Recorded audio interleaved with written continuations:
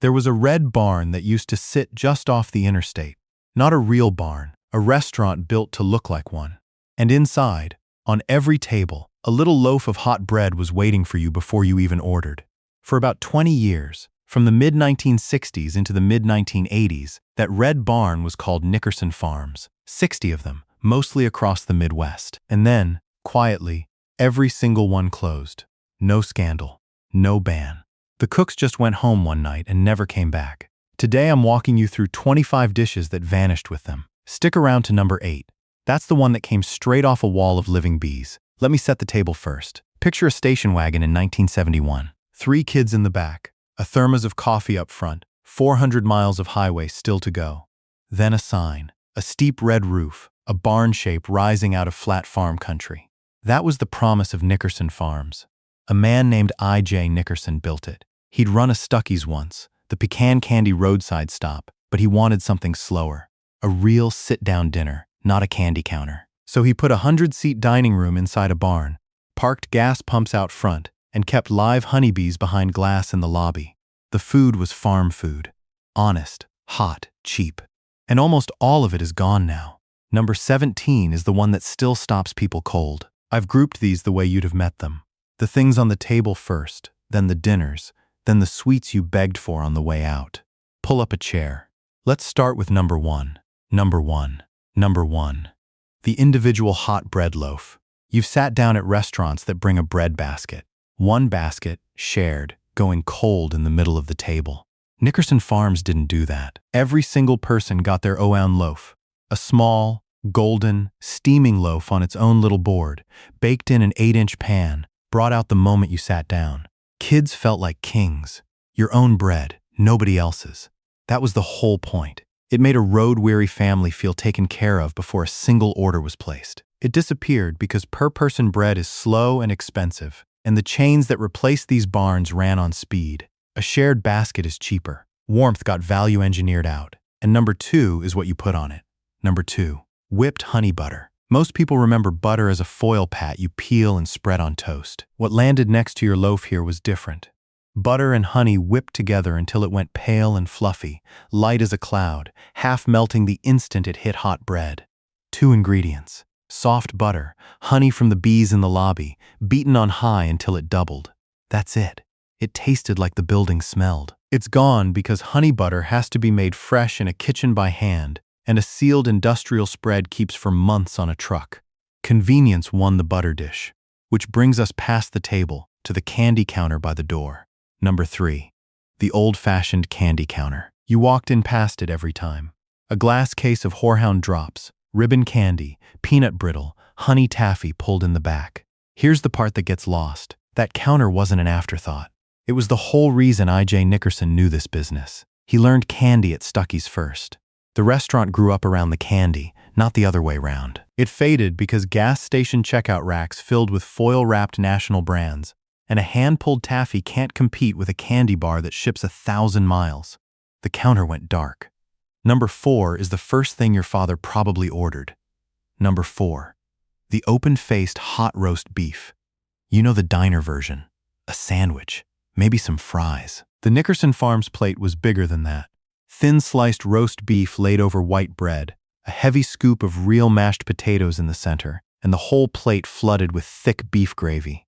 You ate it with a fork. One regular remembered his dad calling it fit for a king. Today menus call it a Manhattan, but the gravy was darker and there was more of it. It slipped away because it's made from a Sunday roast cooked down all day.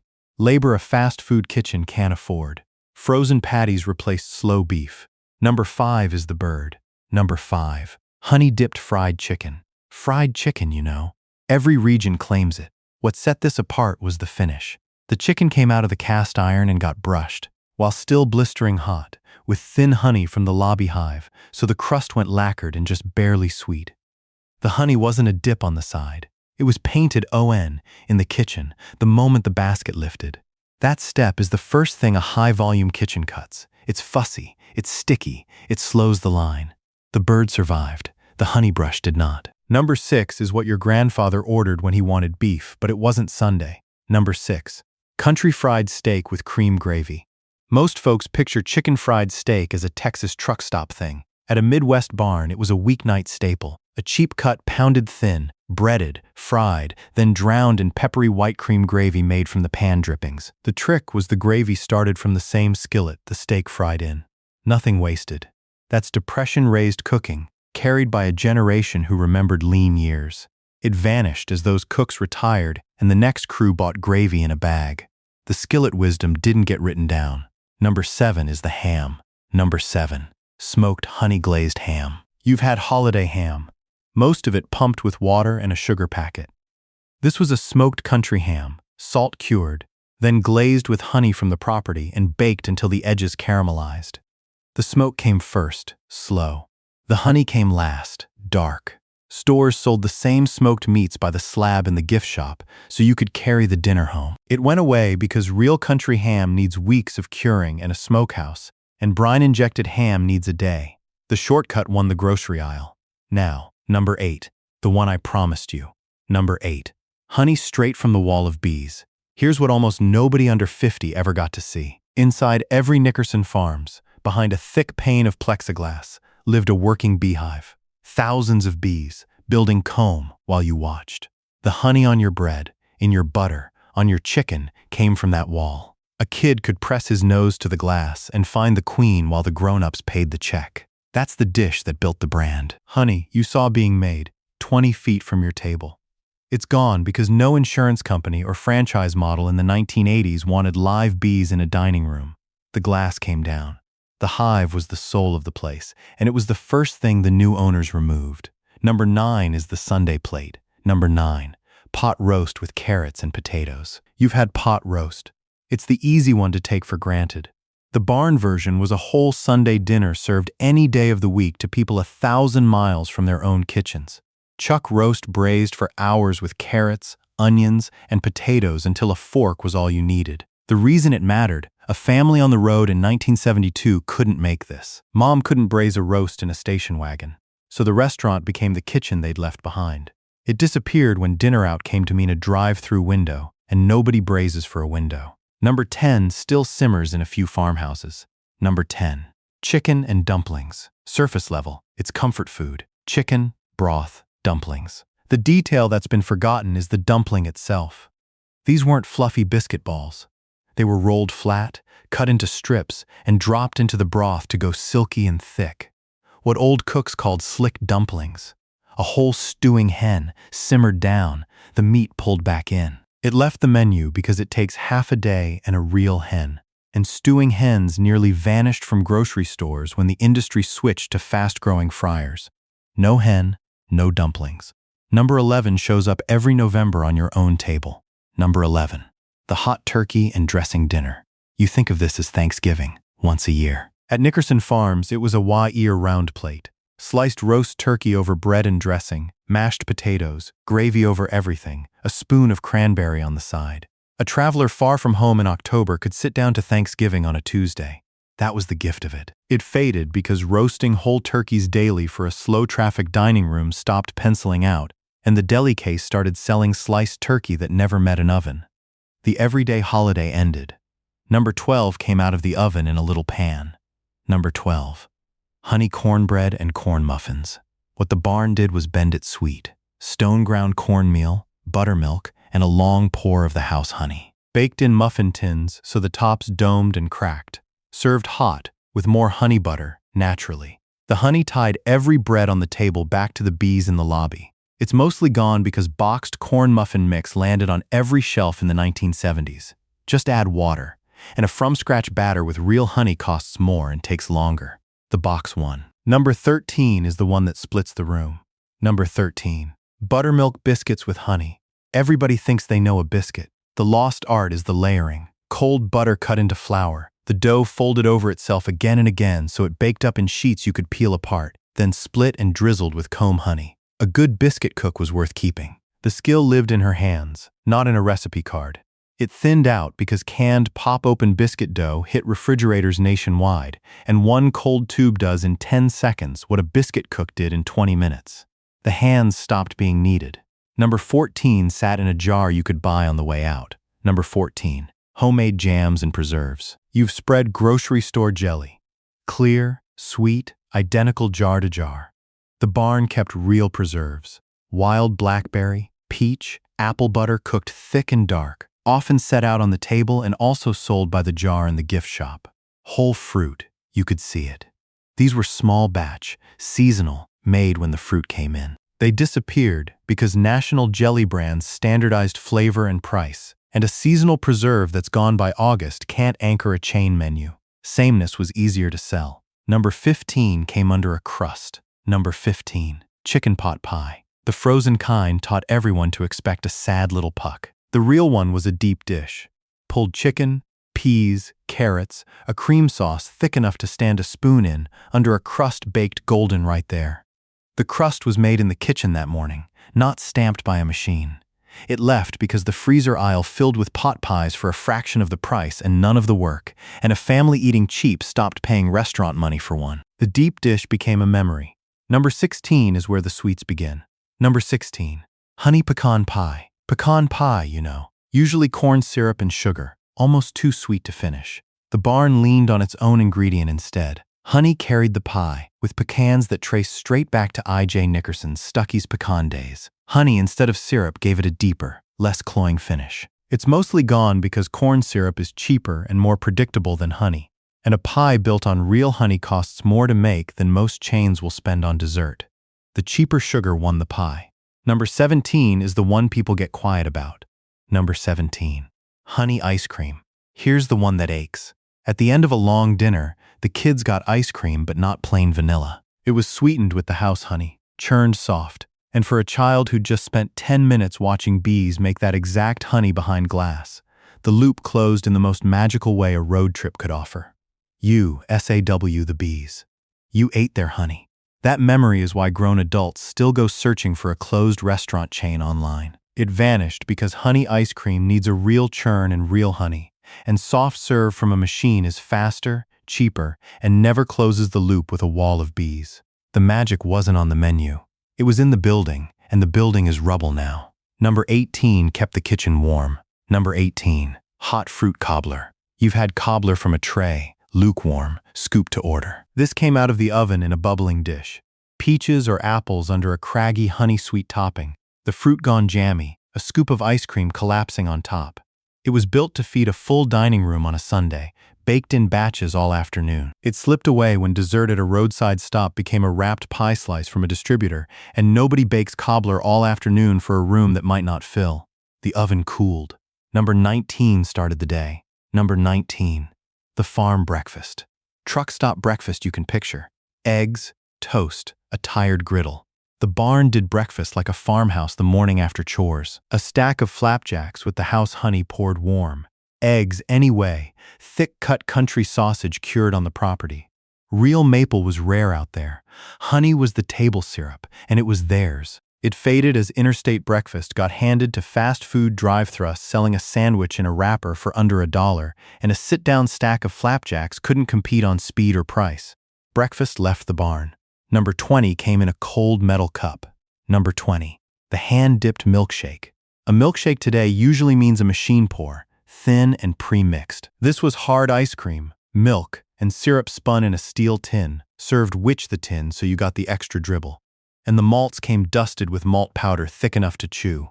A teenager could nurse one across a whole tank of gas. It went away because soft-serve shake machines were faster and cheaper to run, and the steel tin and hard scoop took a person and a minute the new kitchens didn't want to spend. The extra in the tin disappeared. Number 21 cooled you down on a hot road. Number 21, honey-sweetened iced tea and lemonade. Iced tea sounds like nothing, until you remember it used to be steeped by the gallon and sweetened with honey, not corn syrup, and the lemonade was squeezed by hand and cut with the same honey. On a 100-degree day with no air conditioning in the car, that glass was the whole reason you pulled off the highway. It quietly went when fountain machines and bottled drinks took over. Pull a lever, fill a cup, and nobody steeps tea by the gallon when a syrup box does it for pennies. The pitcher got retired. Number 22 was the plate before the plate. Number 22, the relish tray and cottage cheese fruit plate. Younger folks have never seen this one. Before your dinner came, out came a little tray. Celery sticks, carrot curls, pickles, radishes, sometimes a scoop of cottage cheese with canned peaches for the ladies watching their figure. It was a courtesy, free, a way to make a dusty family feel fussed over. It's completely gone because free anything is the first thing cut when margins tighten, and the sit-down ritual it belonged to. Courses, time, table service got replaced by a tray you carry yourself. The courtesy ended. The last three are the ones that hurt the most. Number 23 is the whole table at once. Number 23, the Sunday fried chicken dinner. Not a piece of chicken, the esprit. A platter of honey-brushed fried chicken in the middle, mashed potatoes and gravy, a vegetable, your own hot loaf, honey butter, and cobbler waiting. It was the closest thing a family on the road had to Grandma's table, set by strangers who cooked like they meant it, in a barn 500 miles from anyone's actual grandmother. That's what these places really sold. Not chicken, but the feeling of being home when you were nowhere near it. It vanished because that feeling can't be franchised at drive-through speed, and once speed became the whole game, the Sunday table had no place to sit down. Number 24 is the grown-ups ritual. Number 24. Coffee and pie at the counter. You picture a bottomless cup and a slice. What's forgotten is what it meant. Dad lingering at the counter with a refill and a wedge of honey pie while the kids ran to the bees, the waitress topping him off without asking, 10 unhurried minutes before 4 more hours of driving. The pie was the excuse. The pause was the point. It disappeared with the unhurried road itself. When travel became something to finish instead of something to do, the lingering counter had no customers. Nobody lingers at a drive-through. Number 25 is the one that outlived the building. Number 25. The jar of honey you took home. Every other dish on this list died in the kitchen. This one rode home in the back of the station wagon. A glass jar of honey from the bees you'd watched, bought at the gift counter on the way out, carried into a house 1,000 miles away. For years afterward, a family would open the pantry, see that jar, and remember the red barn, the warm loaf, the wall of bees. The restaurant closed. The honey stayed. And when the last jar was finally scraped empty, that was the real ending. The last piece of Nickerson Farms, gone from one more American kitchen. That jar is why you're watching this. It's the taste you've been trying to name for 40 years. So why did all of it vanish? 60 red barns, the bees, the bread, every dish on this list. Not a ban. Nobody outlawed honey butter. It was drift, and it came from 3 directions at once. First, the interstate changed. The slow 2-lane road, where a barn could catch a hungry family, gave way to high-speed exits owned by national fast food chains that could feed you in 90 seconds for $1. Second, the home changed. 2-income families, frozen dinners, and the supermarket meant the from-scratch cooking these barns sold became something almost nobody did anymore. So it stopped feeling special and started feeling slow. Third, the money ran out. By the early 1980s, with a sagging economy and that fast food competition at every exit, Nickerson Farms filed for bankruptcy, and the remaining barns closed or got rebranded one by one. The same wave took Stuckey's down to a shadow, killed Howard Johnson's, finished Horns. Of those 60 locations, you can count the ones you'd still recognize on one hand. One sits collapsed in the Arizona desert at Picacho Peak. The sign still standing over a pile of rubble, off Interstate 10, exit 219. That ruin is the honest monument. We didn't lose these dishes to a villain. We just drove past, faster every year, until there was no reason to stop. Here's the part that should make you feel something other than sad. Almost none of this is actually lost. It's just not being made. Nothing on this list was ever illegal. You can put a small loaf of bread at every place setting tonight. Whipped honey butter is 2 ingredients and 5 minutes. Soft butter, honey. Beat it pale. The honey-brushed fried chicken is one extra step at the end of a fry you already know. The open-faced roast beef is just Sunday's leftovers done right. And the honey, the real heart of it, is sold by beekeepers in every county in America, often by someone running hives not far from you. Buy the local jar. Brush it on the chicken. Whip it into the butter. Pour it warm over cornbread. You're not reviving a dead recipe. You're picking up a thread a generation set down. A few old roadside places still bake their own bread and mean it. Find them. Sit down. Order the thing that takes too long. The knowledge didn't die. It just stopped being passed hand to hand.